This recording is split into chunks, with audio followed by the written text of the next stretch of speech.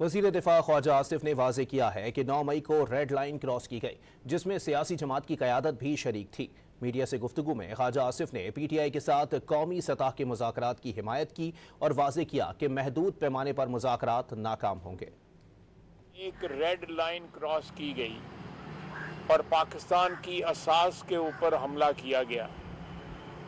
नज़रियाती या दूसरे सियासी इख्तलाफात अपनी जगह, लेकिन एक सियासी जमात ने अपनी क़यादत के साथ मिलके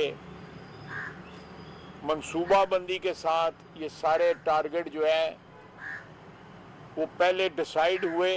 आज मुज़ाकरात की बात कर रहे हैं, आज कह रहे हैं कि हमारे पास दरवाजे 18 माह से खुले हैं।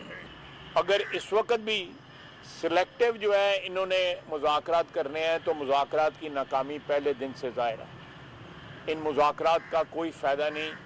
मैं तो इस वक्त इस बात का हामी हूँ कि अगर कोई डायलॉग होना है तो नेशनल डायलॉग हो, जिसमें तमाम तर जो हमारी जो इस्टेब्लिशमेंट है, हमारे अदलिया है, हमारी सियासी जमातें हैं, दूसरे लोग जो हैं, जितने भी पावर स्ट्रक्चर के जो कंपोनेंट्स हैं वो मौजूद हों।